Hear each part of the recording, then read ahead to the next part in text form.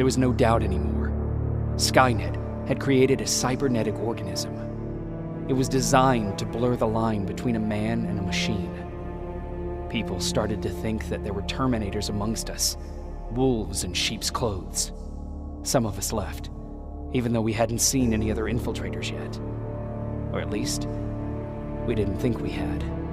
And that fear of not knowing was what turned the tide of this war. That night, Skynet won. I still have to run some tests, so for now I would say no. We need some more time, Connor. I know you don't want to hear this, Commander, but if there's one person who can help us, it's Dr. Mack. Mac, we don't even know if he's alive. He is. He's in the Hollywood Hills.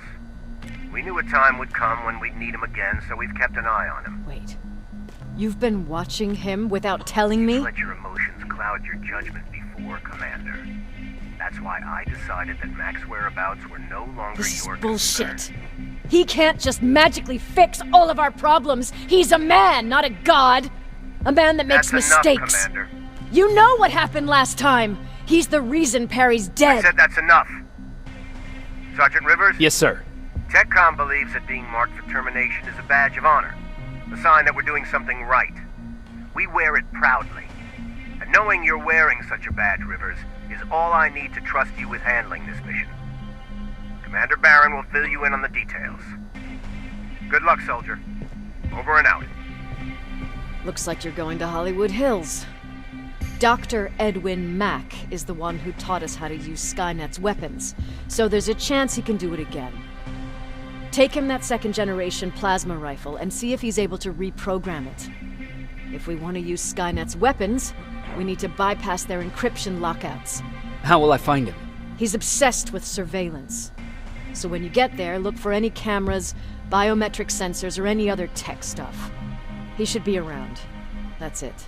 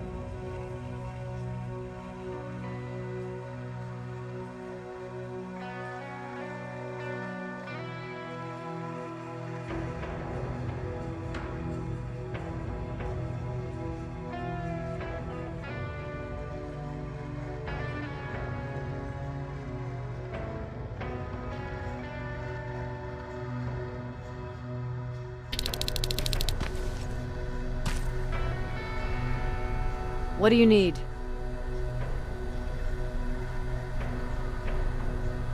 Was Mac the one whose drone you smashed? Yes. Yes, it was. I've never told this to anyone, but before I met Mac and Perry, I was wandering alone. Didn't have a map, so I drew one myself. The first people I came across were two guys, old enough to remember Judgment Day. We camped out together. They gave me advice, we shared some stories. Sounds nice, right? A little too good to be true. It was. I was too naive to notice it back then. When I woke up, all my things were gone, including my map. There I was, lost in the desert. Thirst and hunger. I knew I was gonna die. I passed out with my face in the sand. But next thing, I was lying in a bed, bathed and wearing clean clothes. You're lucky someone found you. Someone did find me. Too bad it was Skynet. Through the window, I saw thousands of Terminators. First, I thought it was a work camp. But it was something else.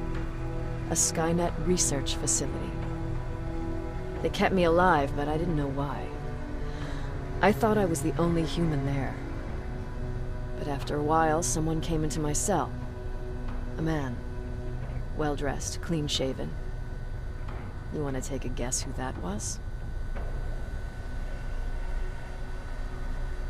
An infiltrator. In a way. He was a traitor to his race.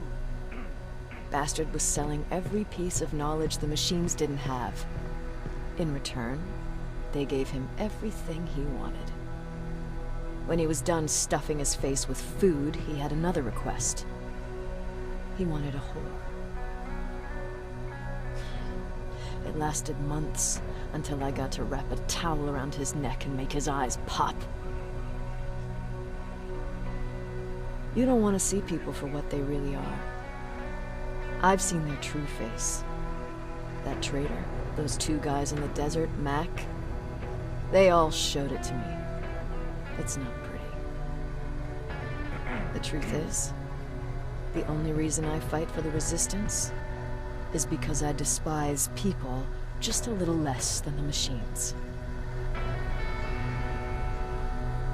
Anything I should know about Dr. Mack before I leave? Only that he can't be trusted, and he's highly manipulative. So you need to stay cautious. Sure, let's trust someone who gets called Dr. Death. That won't bite us in the ass. In the meantime, I'll see what I can learn from the new CPU we acquired from that infiltrator. This could be the breakthrough that we've all been waiting for. I need to concentrate, so please don't disturb me.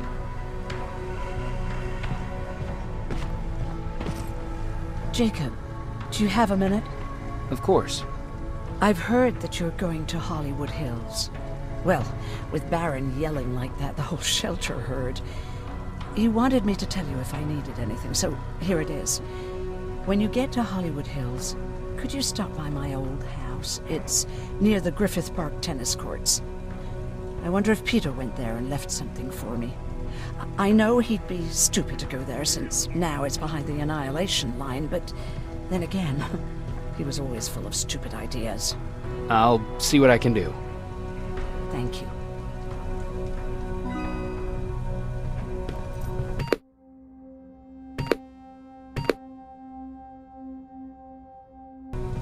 Look at him. He never talks to anyone. He just sits there. I bet he's one of those machines.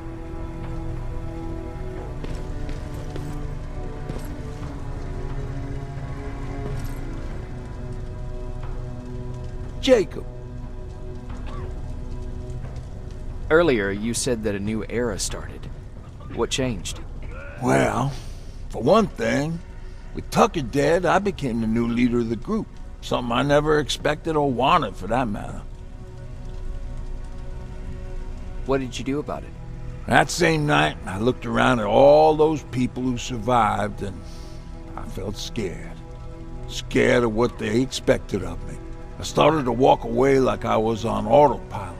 I don't know if I wanted to run away or to kill myself, but then something surreal happened. I found a metal door in the ground in the middle of nowhere. I was real unsure about what I might find under it, but what I did find was the aftermath of a massacre. More Terminators?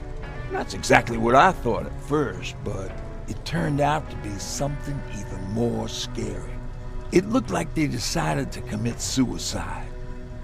I couldn't understand it. To me, they had everything. Food, water. They even had a case of beer. So, I got shit-faced and started crying over my brother's death. But I realized something. I realized that I could maybe survive there. Did you stay there by yourself? No, I told everybody about the place. I felt I owed them. After that, we were all right. That night, I learned two things. Firstly, that it's okay to be scared. Secondly, that there are two sides to everybody. Ironically, me being a scaredy cat turned me into a good leader. And that's how I found that place, and that's what motivated me to help others. But Tucker, well, he was a leader from the start. But he had an ugly side, too. He killed those who opposed him. He was a real scumbag, but he was my brother. He made me want to be a good person for the both of us. A hangover wasn't a high price to pay for that lesson. What's the situation like in the shelter? Not that great. People are getting nervous. A lot have already left, and even more plan to leave. Even Mark and Laura saw him packing earlier. And what about you? Just the thought of running again's making me sick. Must be getting old. Plus, we got everything we could need right here. Where else would I go? Besides, I have faith that Baron would never let anything happen to this place. She's way too uptight about security. Don't be shy, Rivers. Turn up the volume. See? I knew you'd like it. God damn it! I thought I told you, I can't work with so much noise. I need absolute silence, so please stop that!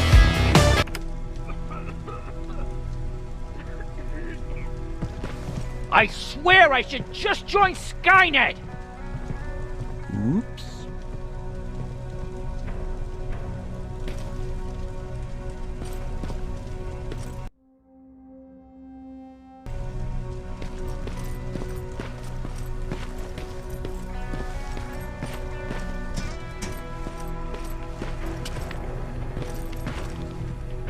Jacob, I didn't see you there. Is everything okay? You seem far away. Nothing can get past you, can it? I've been thinking about the day we met. I never told you how we really ended up there. You don't have to if you don't want to. No, I think I need this. It's been eating at me all this time. That day, loud hammering woke me up. When I came downstairs, I saw my father nailing the window shut. Through the crack, I saw them coming. Hundreds of metal heads and their red eyes. Even though they're just empty shells, I could feel the hate radiating from them. What did you do? I made Patrick stay upstairs and went back to talk to my father. We argued for a minute or two, and I tried to pull him away from the window. He pushed me away. I tried it again, but he shoved me. This time I fell. I didn't recognize him as he was reaching for a shotgun. He said, I shouldn't worry about the machines. They wouldn't hurt us. I don't even remember how. But the gun was already in my hands. I closed my eyes and went someplace else. Didn't even hear the shot. I didn't hear Patrick's steps either.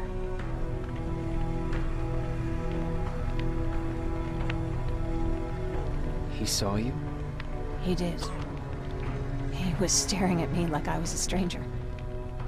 He didn't scream or cry, he just stared. I threw the gun away, grabbed Patrick, and tried not to notice the hole in my father's unmoving chest. As we ran, I could hear them coming, so we found somewhere to hide. Then you came. I wanted to tell someone about all this, but I was afraid to. You don't have to be afraid. I'm not. Not anymore. We talk a lot about how heartless the machines are.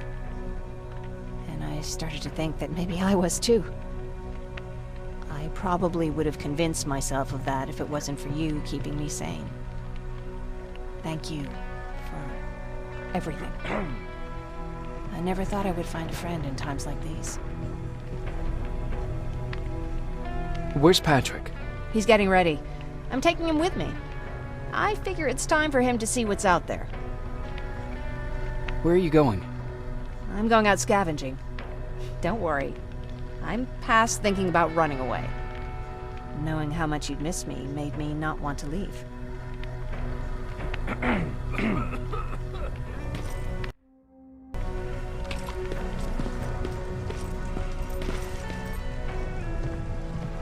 Do you need anything? Can I see your hardware?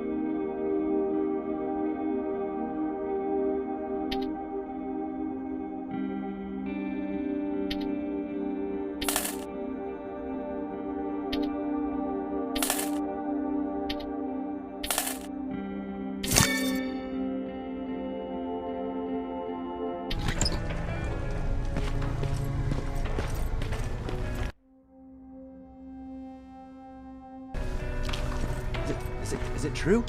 I can look human now?